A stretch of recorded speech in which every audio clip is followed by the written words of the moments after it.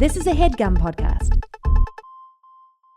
Hello, hello. This is Fake the Nation, where we talk about news, we talk about politics, and where we learn that the increase in rat populations in major cities is also related to climate change. I'm your host, Negin Farsad, and it's true. A new global study found that cities that warm the most have the greatest increase in rat populations.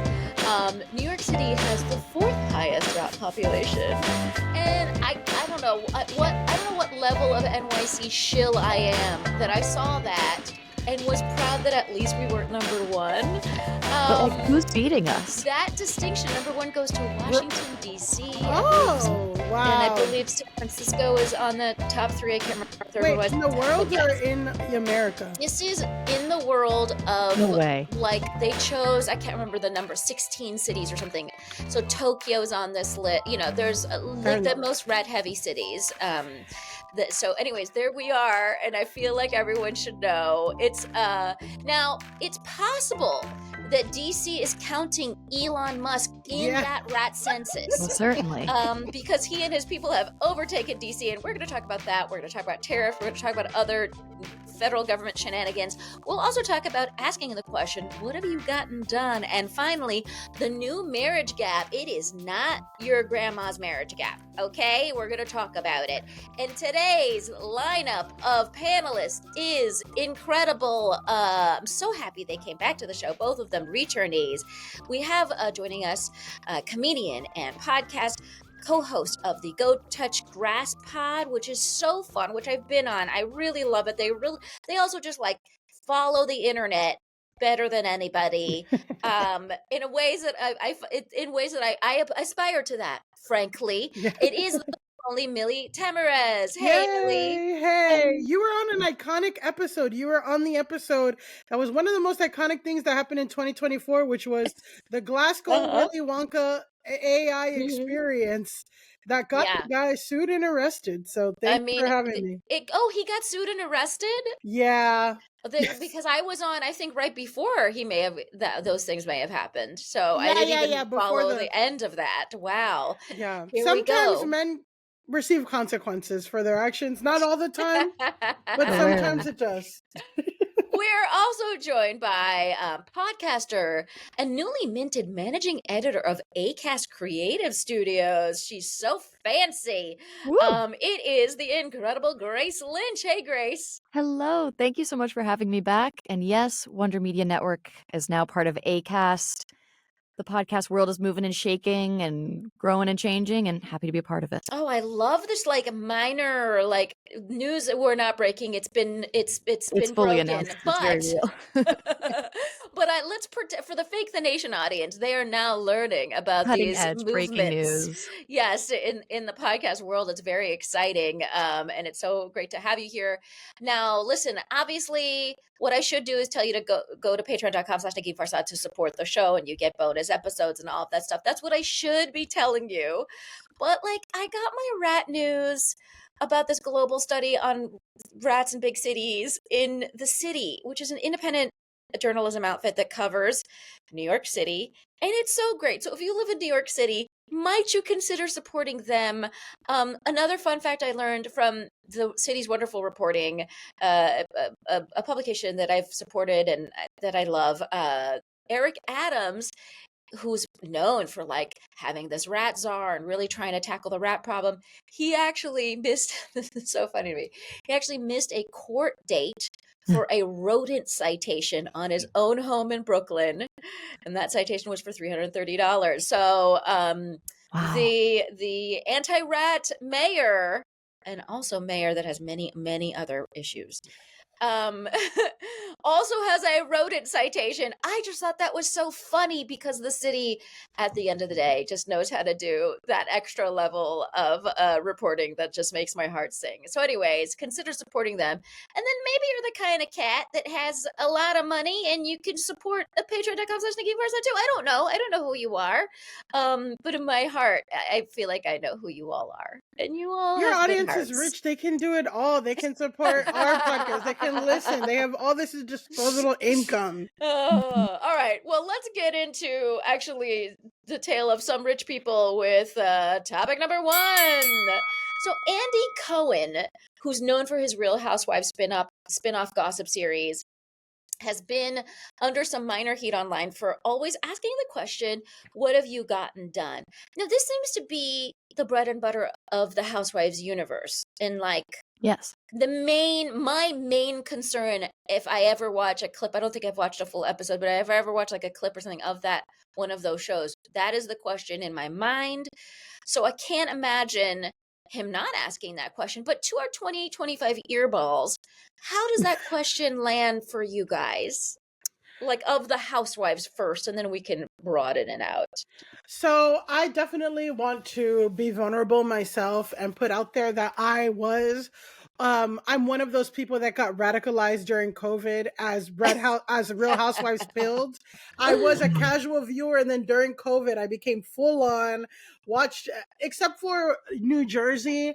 Once with an overwhelming. Wait, did you refer to yourself as Housewives Filth? Is that pilled? what Pilled, pilled? like red pilled, but I was with like, Housewives Filth is also fun. Anyway. Oh, Housewife Filth too.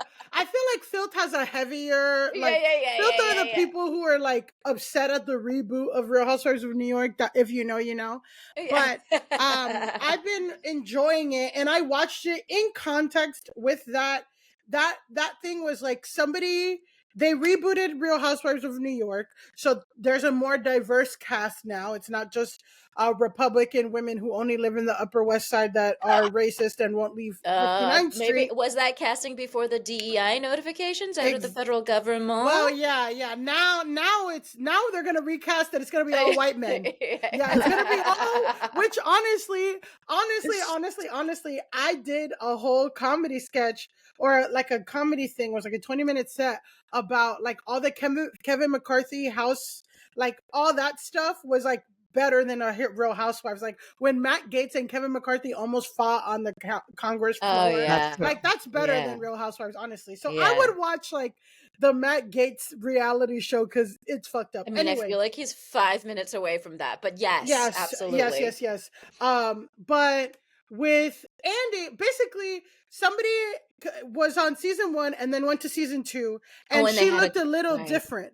So he's like, so what did you have done? And at first she was like, nothing. And then she was like, actually Botox. And then she was like, drink water. Okay, veneers, then this, then that. And it's like, okay, so it wasn't just nothing. It was like, you got a bunch of shit done, like Botox and fillers and veneers, which is like, New York City, nothing, like, that's like Bushwick Selden. That's like, I swapped out my teeth is an insane thing to just be like, it's nothing. I mean, considering, right? It's just like, and that's it's like really expensive, right? I've never actually looked at, I'm not interested in swapping out my own teeth, just like for the record. You have nice teeth. Thank you so much. And also, I think it's going to circle around and real teeth are going to be in again, but continue. Yes. Yeah, I completely agree. Well, the same way boobs have changed. Boobs have changed. Boobs have changed. Well, okay. This is my theory. No one's talking about that. No, this is my theory, right? When they say "Make America Great Again," it's "Make America a boobs country again," because now we've moved on. Everyone doesn't care about boobs; we care about butts. But MAGA's like, no, we want Hooters to be back in the lexicon. So. Right, like if USAID was going to support Hooters, then it would not have been shut down. I actually have friends who cover Republican politics who have said this exactly, that Republicans think that liberals hate boobs. Yeah. I want to say I stuck my boobs out as a liberal for many years of my life, and then I'll be known to throw them around even now. Just, you know what I mean, with a décolleté. So I just want to say I am pro boob in general. Like, I think ladies' boobs are great, but at every Coming size. out as a Republican on Fake the Nation. 2025 is changing shit. This is my capitulation. But Grace, what do you think? Is it like a rude question? Is what I wonder? I don't think so at all. Because one, I do think it's kind of the premise of Real Housewives on some level. Mm-hmm. But in this, really fun US Weekly article that we read recapping it, someone wrote in to be like, it's not 2009 anymore, when like women were just treated so horribly by the media and the press. But I feel like this is proving that it's not 2009 anymore, because it's like, we're not gatekeeping. We're not trying to imagine that you're just some like perfect woman who doesn't age. Like, what are you doing? So to me, it feels way more real and way more adjusted. And Right. so I definitely think we should be asking, because what's the gatekeeping further perpetuates the lie. And do Not either of interested. you have a position, like if someone, among friends, let's say they're like middle range friends, not like your besties that you tell all of your liposuctions to or whatever, but like you're not that either of you have that, but you know what I mean.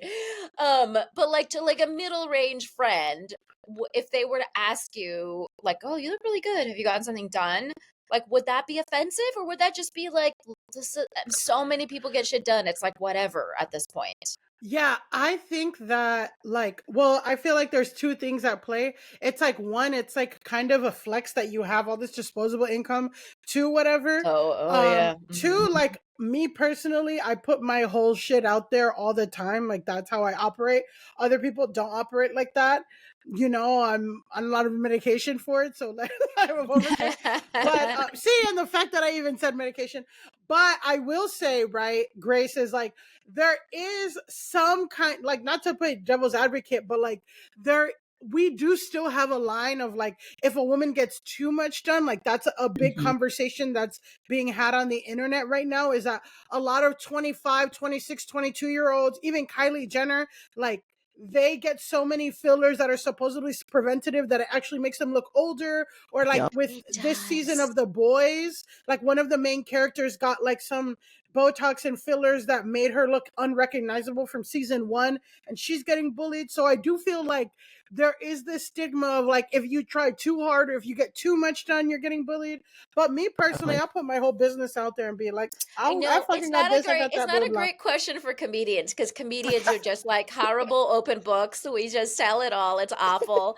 Well, the fun thing, I mean, I like to tell everybody that I get Botox for migraines. So like because Oh of my yeah. migraines, my forehead is okay, and then the back of my neck is very fetching, because that's where they also do the Botox injections. So anyways, So yeah, lots. my I get like orders of magnitude more Botox for migraines than the average person does for like, some beauty thing or whatever.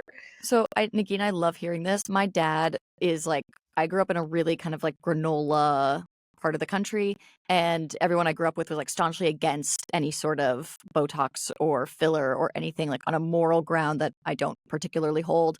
But my dad has since, in his like later years, started to get really debilitating migraines, and I love taunting him that he should start getting Botox. Oh my So, Yeah. God. Well, first of all, and I'm he like, should. It's very let me make it helpful. work. Yeah. So But Well, also, I Nagin. can't tell you too that like your dad and my mom cannot be more opposite. I remember when I came of age, my mom was like, "We could get a nose job on you." You know what I mean? It was just like Wow. she was like, "Let's." I whoa. mean, Iranians are very Yeah, pro. yeah, they're very They're very rhinoplasty. pro. Yeah, Yeah, I yeah. mean, but I did not get a nose job for the record. Liar. But yes.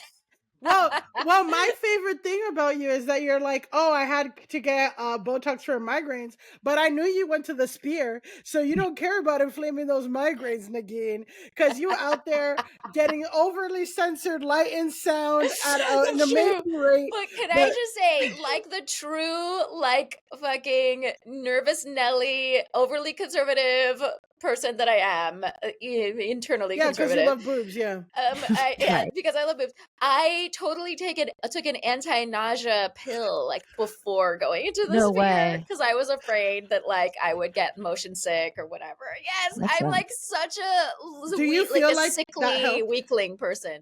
Yes, I didn't get motion sick at all, and some people do. Some people But do. also that show wasn't like, we're here to murder your brain. Like that show was just like, remember these fun songs you two did? Okay, Mhm. cool. Like that's what the show, you know what I mean?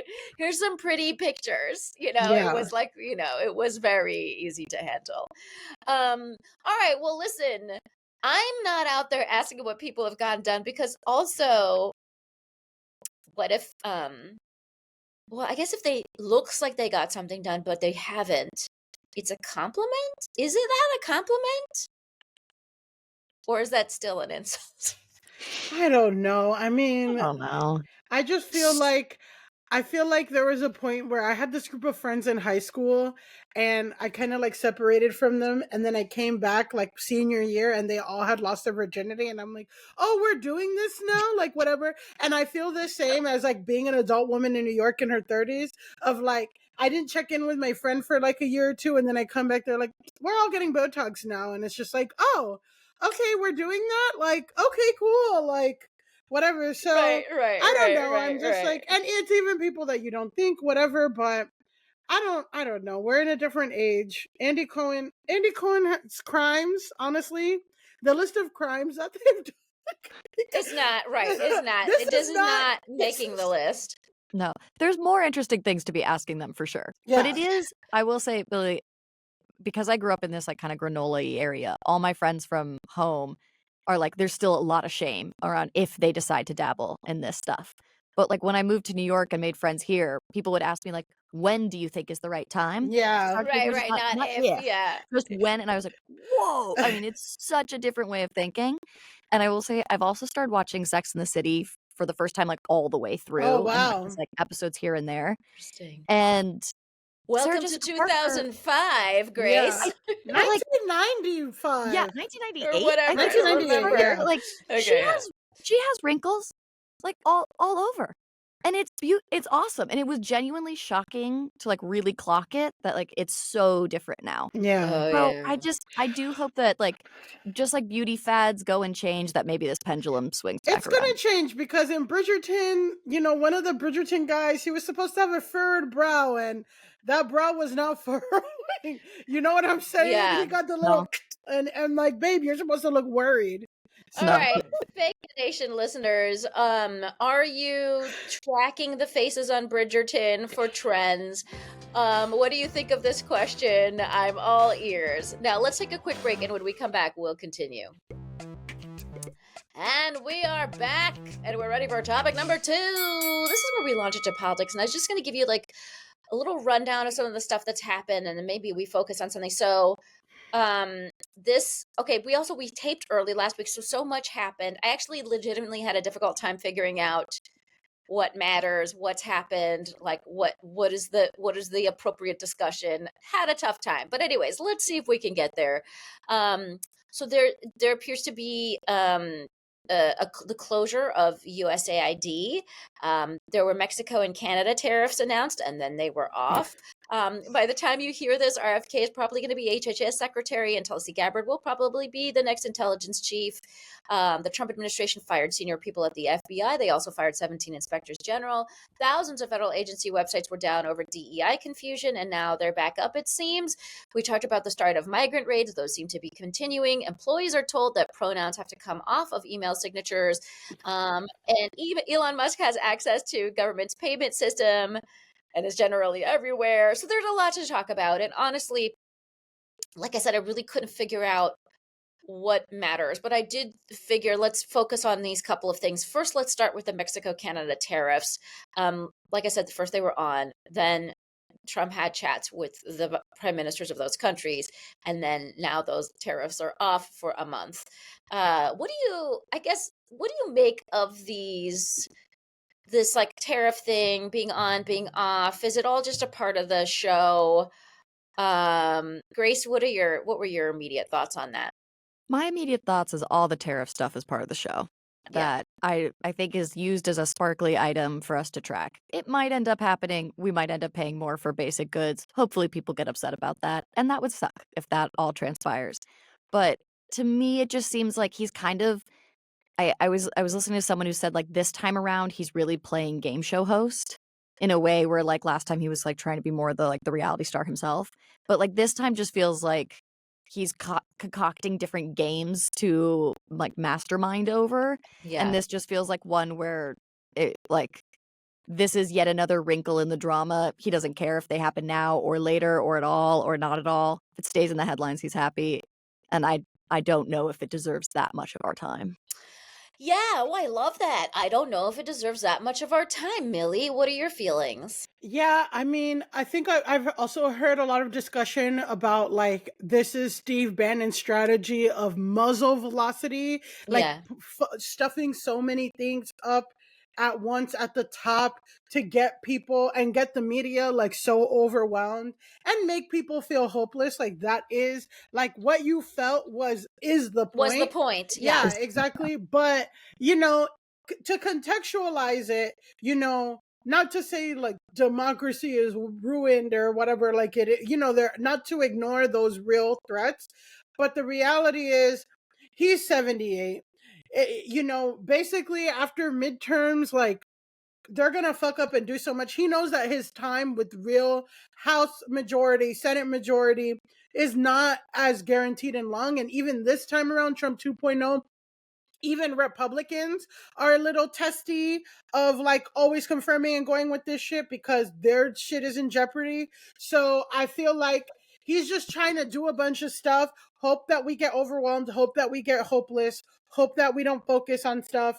And none of it is sticking. And like art of the deal is really like art of the deal is like say some crazy negotiation thing, ignore what was originally offered, make a big show, and then go to the original offer. Hashtag art of the deal. Like he's a fucking idiot. Whatever. Yeah, I mean all of the stuff that you hear from like Shine Bomb and from Canada, like so Canada had already deployed more drones or something, whatever. Yeah. But like what he's going to be able to do is say that because I talked to Justin Trudeau and I Exactly. threatened these charges, they're going to deploy more drones. He's like, well, they were already doing that. But so he gets to like take credit, but because the media environment is so dispersed and confusing already, because we don't all watch Walter Cronkite, like it's like everyone's getting there's something minor news from somewhere and they're getting tidbits, they're not getting the full picture, so all they hear is Canada relented,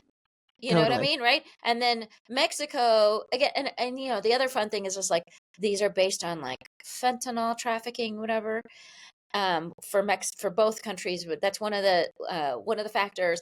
And like it's easy now, he can easily say the fentanyl, by the way, was the trend was downward, so there was like less fentanyl coming through. So he can say, even though that trend pre-existed him, it's a Biden administration started thing, he can take credit for it and saying like, look at the data, and so then take credit. So it's like just it's all just stupid fucking theatrics. And it's fun because the Shine Bomb, she sort of like laughed her way through this press conference she gave, and I think she's just like, oh, I guess I have to do this. I mean, with every man I've ever talked to, but with this one now. You know what I mean? And so I was just kind of like, oh, look at her. Just like, this is my, like, laughing this away because it is ridiculous. And if he was a smarter operator, he would recognize that they're laughing at him. She's laughing at him. But, anyway. Yeah, it's like telling the kid that their art project's really good, Yeah. Just like the lie you have to tell. I kind of love Shine Bomb because she not only because of like her politics, and again, like I don't know the deep nuances of all her things. Maybe she could be problematic. And has she gotten anything done? Yeah, well.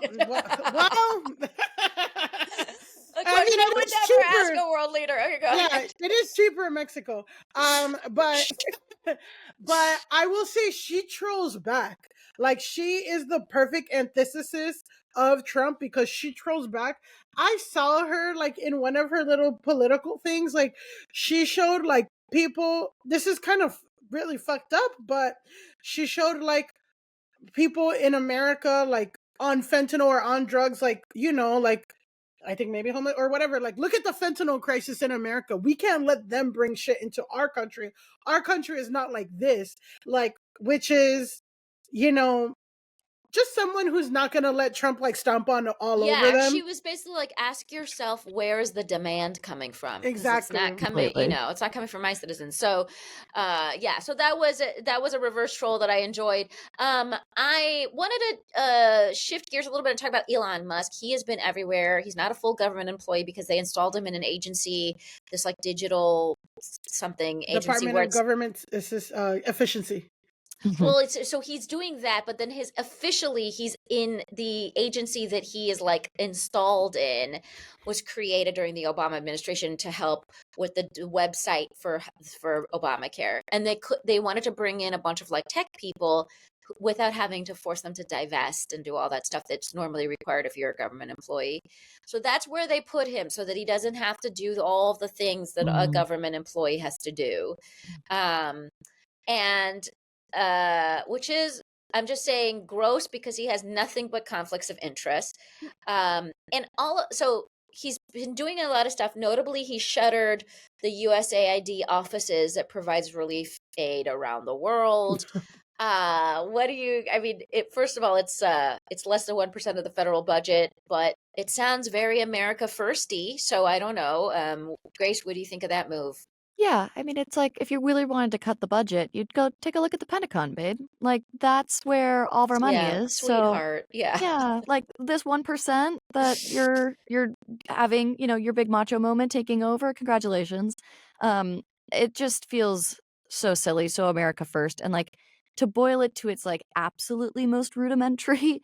It feels like that scene in The Office where Michael Scott gets a sugar high on pretzel day and is like, "I'm going to rearrange everything for maximum efficiency. You switch places," and just like goes on a tear and gets absolutely nothing accomplished and then takes a nap.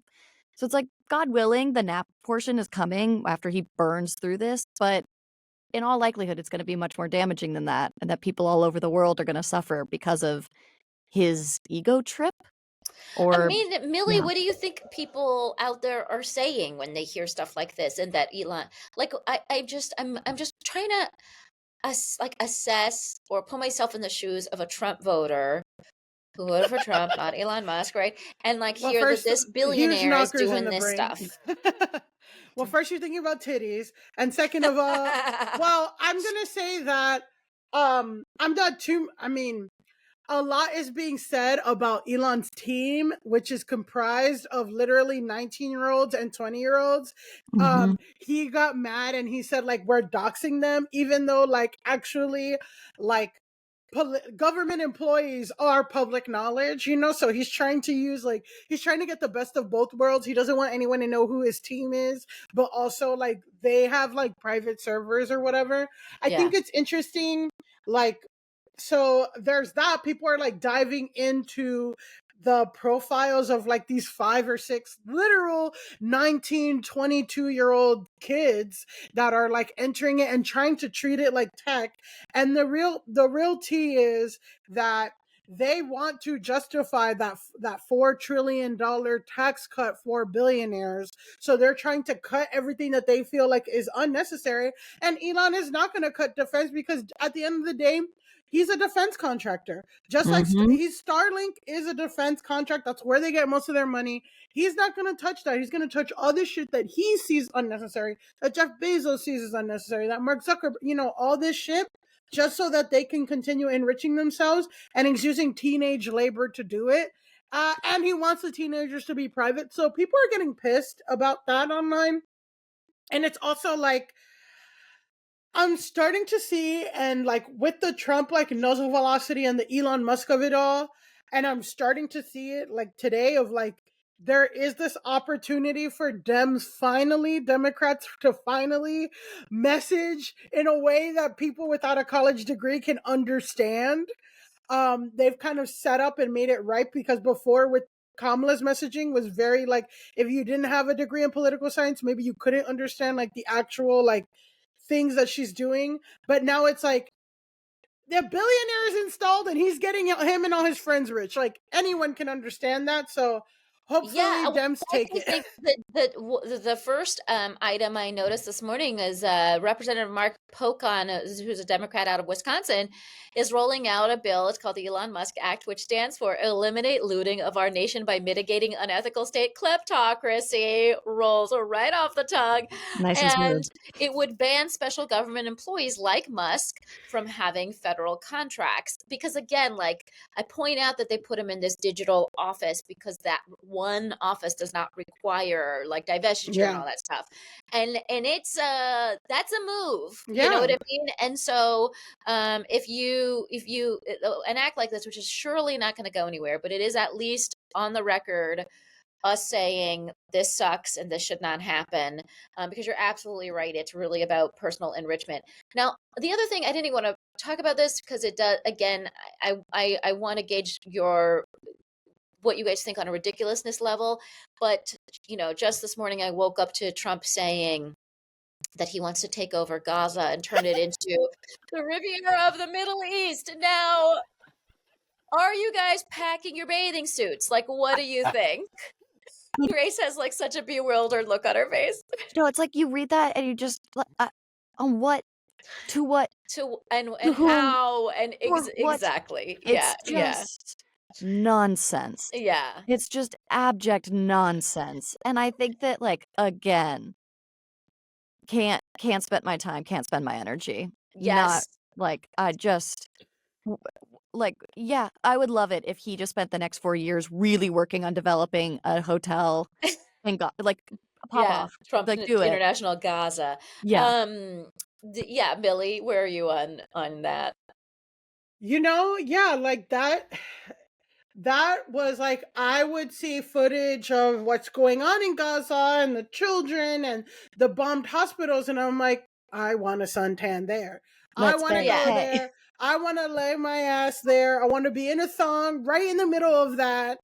Yeah, And I want to That's make nice. sure that like yeah. millions It's are relaxing. pushed out so that I can get my suntan there. Like And you know what? Some there's not people, enough places in the world where I could do that. So let's Let's make get these pesky sure. orphans out of here so that I can get my tan. I It's mean, some so people dumb. saw Zone of Interest and was like, that pool and that garden is amazing. And I feel like that's the same vibe of like, damn, that pool and that house, honey. Wow. By the way, Zone of Interest reference is very rare on these airwaves. I'm very impressed. Let me ask my last question for this segment. She's Let me ask my highbrow. last question for this segment is now Hakeem Jeffries went out there and said, because like some people are like, hey, where are the Democrats? What are they doing? And they haven't been doing very much. But Hakeem Jeffries went out and said, basically, you're not going to swing at every ball, I think he said. Oh my God, I can't find my Pitch, notes. maybe? At every pitch, yeah. Pitch. Oh, you're not going to swing at every pitch. Right, sir. Thank you. And I guess my question is that right? Would it, like, if you had to, if a mess of Democrats were sitting in front of you right now from Congress, and some governors, what would you be telling them to do? I think for me, how do I want to say this? I think there's two things. One is like an immediate short term, which is that Trump likes to just say things are true, as we spoke earlier about, like he gets to say Canada backed off, even though Canada's doing what Canada was always going to do, and he actually didn't do anything at all. But he likes to say things and therefore make them true by just saying them. And I do think that it's important when it's him pretending that he unilaterally has power to dictate things that actually Congress has power to do. That it's important that we say, like, he doesn't have the power to do that. He's not a king, and we move on. So I do think it's important to do those like immediate pushbacks, not to things that are like outlandish or wild, like, you know, Gaza turning into the Las Vegas Strip, or, you know, even tariffs that don't pan out, but like actual illegal acts that he takes. Right. Important to acknowledge that he doesn't have those powers. But the other thing, to your point earlier about like, how would I, as a titty loving Trump voter, yes. Titty Trump, yeah. think about this Elon Musk thing? It's like, we've got this real adulation for anyone in business in this country, which makes sense. We're a mega capitalist behemoth. But there isn't any real, I don't think, or profound, or at least universal understanding of like what good government can do or what its functions are and why that might be different than tech. Not necessarily better, just different. Yeah. And that there's a time and a place for it. So like that messaging, I don't see anyone getting or even attempting to get anywhere close to. And I think that that has to happen. Otherwise, people are going to continue to believe with some rationale that this is the kind of takeovers we need and that this Right. is actually better for or what the country should do. It's like, I think two prongs. Milly. Yeah. I'm like, yeah, I feel like, you know, first of all, Hakeem Jeffries, but also I think that a lot of the shit that Trump did, to be fair to Democrats, was when they broke, like Congress broke for like, they go like half the week in DC, half the week in Yeah. their like home states. So as soon as all the like all of the Congress people and Senate people left, they did all this shit. So now they're coming back. So that's why, Millie, that's why you got to sleep in your office the way Elon does. Oh, yeah. I'm like, if I had 15 kids, I would probably sleep in my office too. I mean, whatever. But Elon is a huge loser. I think. Okay, so Hakeem Jeffries, we can't swing at every pitch. I understand that too. Like in a certain sense, like we're saying, you can't, like he's doing muzzle velocity, or muzzle velocity. So like, of course that's by design, but we do need someone to fact check. But it's also like there are 200 something Congress people. There are, like, they should be able to divide and conquer. Some people with long term plans, some people with short term plans. I think they're doing that. And to be fair, they all came back yesterday and they had a press conference.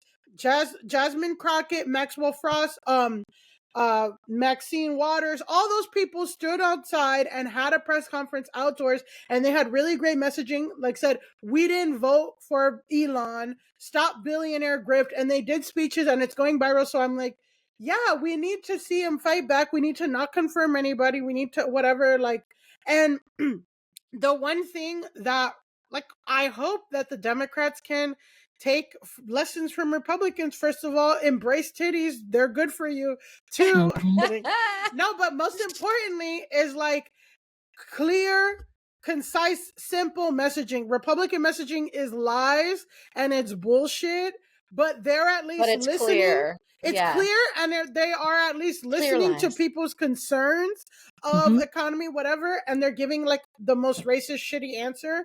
But if we could have some clear answers, you know what I mean? Which I saw Maxwell Frost, a representative from Orlando, Gen Z, our first Gen Z congressperson, saying that the shit that you are suffering is not because of immigrants, it's not because of trans people, it's because of billionaires. And I'm like, boom, that's the message. I hope we stick to it. What I would love to, if I had a bunch of Democrats sitting in front of me, I would say you have to take the moment and push your message as opposed to like be reactive. I don't want us to like be reactive. Offense. Offense, exactly. And so I would just say, God, I immediately get uncomfortable when a sports word is utilized.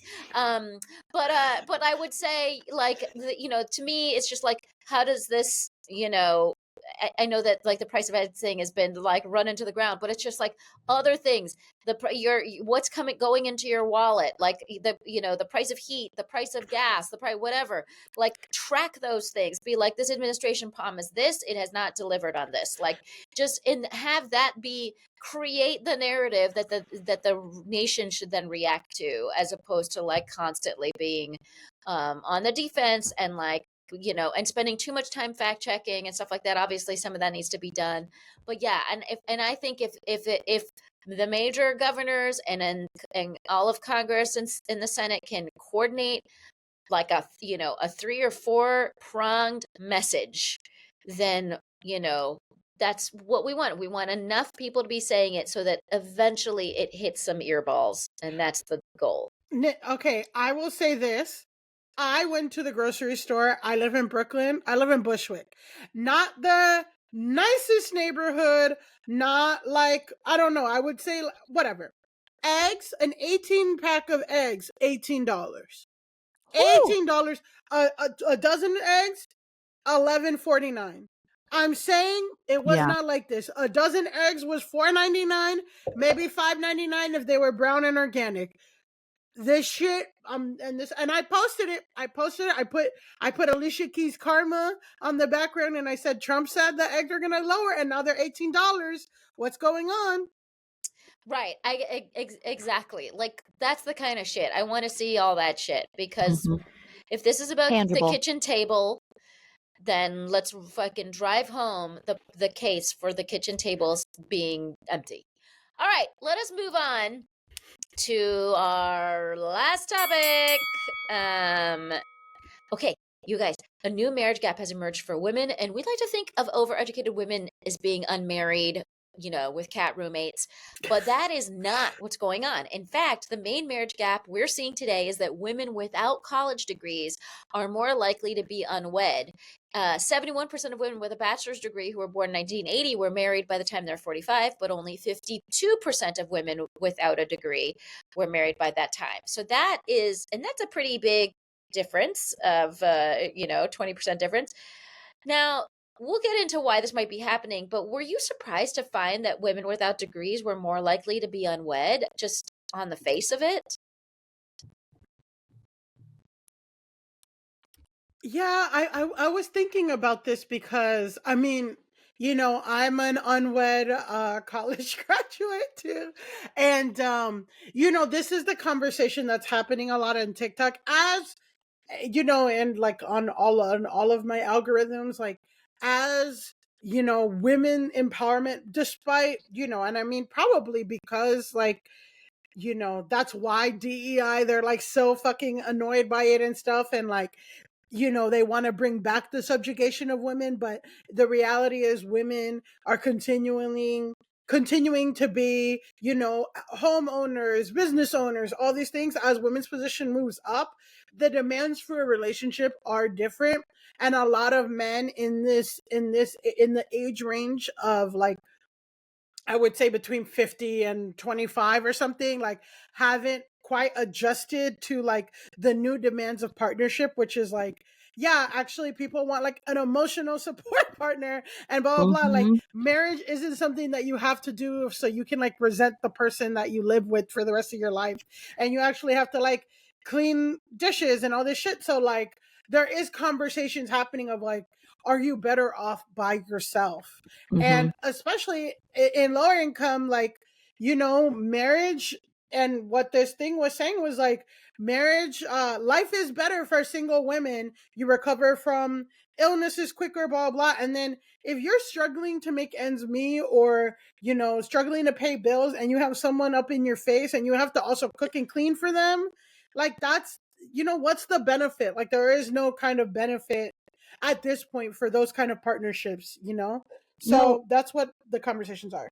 I totally took away the same thing, Millie, because I kind of prickled at how this still portrayed the prospect of marriage for women as predominantly financial, because it is, not to relitigate Amy's speech from Greta Gerwig's version of Little Women, but like there is a financial component, of course. Mm-hmm. But I like the final line of this like study was that like the economic prospects of men are hurting the marriage prospects of women. And I was like, well, if like that would never be said in the reverse and never was, just like women for ages were not factored into the workforce, and yet like we're on the marriage market, or like that didn't factor into how we viewed them as potential Mates, wives right. or yeah, partners in any capacity. So it's like, why is the like employment level of men without college degrees in any way factoring into their ability to be potential husbands to people?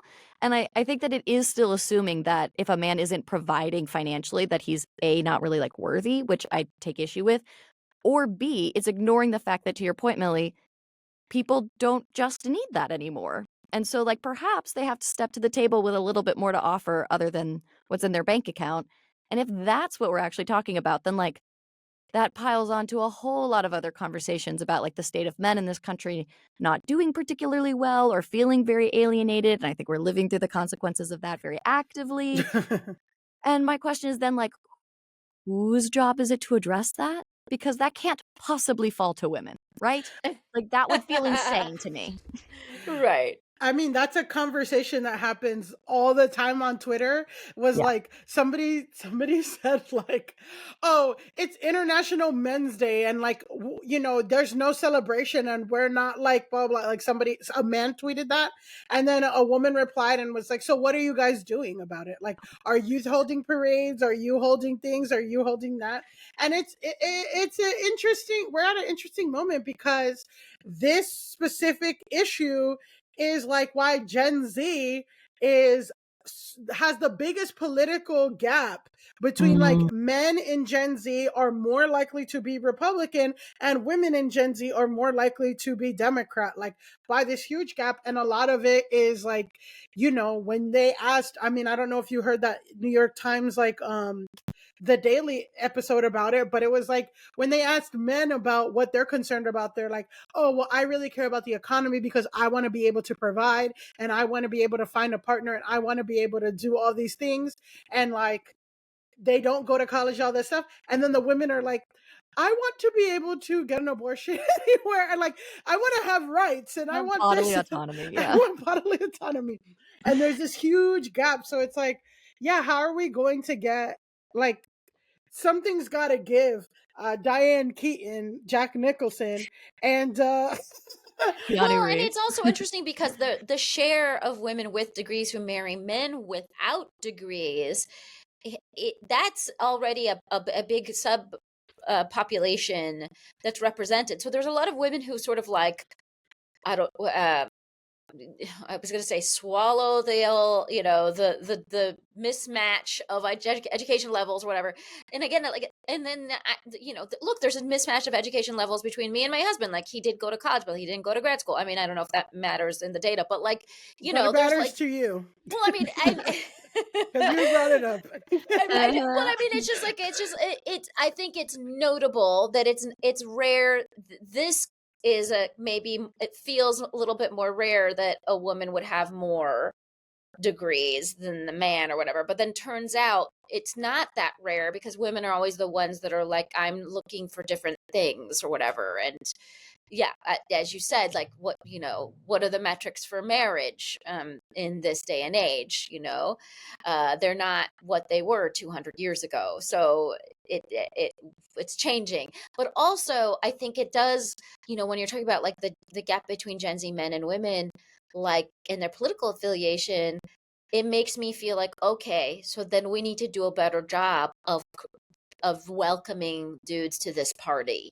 That I do feel like there's some responsibility on the rhetoric that has been pumping out of this out of the left that is not an invitation to those And men. that, like, both sides, both men and women, should be messaged to that, like, financial offering is not A, the only thing women should be looking for in heterosexual partnerships, or that B, not the only way that a man would be worthy of finding a partner either. I just think that both are getting penned in a not great way. I made a joke about like COVID radicalization and all this stuff, but that is what happened. And that is what's happening is that right now there are the craziest men you've ever met that you would never even stand 10 feet close to in a bar, that is specifically speaking to young men on YouTube, on Twitch, streaming and saying all this crazy toxic shit that is not based in reality. They're on forums, like that is where they're getting community, and the people who are benefiting most are the people with the most toxic views that are reinforcing this shit that is actually not real. Again, like I have this Gen Z neighbor who I like keep in contact with, and he shares some of the shit that he's gets served, like some of the videos and stuff, and it's just so crazy. He's like, right. oh, well, women only date men with six figures, and I'm like, that's not true. And then it's like, and it's funny because I've also had these friends that's these dude friends that say stuff like that, and I'm like, I mean, I don't know, I don't have a single friend who thinks that way. I don't have a single female straight female friend who says stuff like that. Like I don't know where you guys are hearing it. So the perception is not meeting the reality situation for every fucking aspect of human life, driven by social media, that is totally ruinous. All right, my friends, that is the end of the show. Oh my gosh, what a great time I had speaking to the two of you. I would love for the people of Fake the Nation to be able to follow you and all the wonderful things that you do. Grace, where do they do that? Oh, damn, that's an incredible question. I've actually taken the year off of social media. Wow. I like have accounts because you gotta look at stuff for work and stay relatively tapped in. But right now, I'm not on the interwebs. So I guess you can follow shows that are made by Wonder Media Network and or Acast Creative. Folks, definitely do that. Grace has very, very many talents to share with you. Millie, where do they follow you? Yes, I'm the opposite. I'm plugged all the way in, baby. You can follow my podcast, Go Touch Grass, on Apple Podcasts, Spotify, anywhere you get your podcast, or at Go Touch Grass Pod on any social channels. You can follow me, Milly_Tamarez, on Instagram and TikTok, and at Milly Tamarez on Twitter, on Blue Sky. Bitch, I'm on Red Note. I'm on Lemonade. I don't Oh know. my We God, must I don't even know. divest. I don't even We know. must Yeah. diversify the portfolio. I'm on everything. Follow me on Venmo. Send me money. Do your thing. Thank you so much for having me, Negin. Folks, for those of you who are on watching this on YouTube, you're getting like a little Pashmak bonus. Pashmak, my dog, is in the studio with us today, and he's he is trying to get on the mic there for a second. So you know where to find me and all things that I do. Just a reminder, I'm going to be in Richmond, Virginia doing the Wait, Wait, Don't Tell Me taping on February 13th. But otherwise, I'll have other dates that I'll need to share with you. You know what I mean? That's in the way that this business works. So stay tuned for those. And we talked a lot about what does the government do for you? And just a reminder to check out my piece in Progressive Magazine called Making Public Service Sexy Again, which is my whole thing. We got to start getting back to trusting and liking and believing in the people that make government run. All right. But I want to thank everyone who makes the show possibility. That's our wonderful producer, Andrew McGuire. Thanks to everyone at HeadGum. Thanks to Gaby Alter for our theme music. You can email us at fakethenationpodcast@gmail.com. And don't forget to support the show at patreon.com/Negin Farsad. And otherwise, we'll be back in your earballs next week. That was a HeadGum podcast.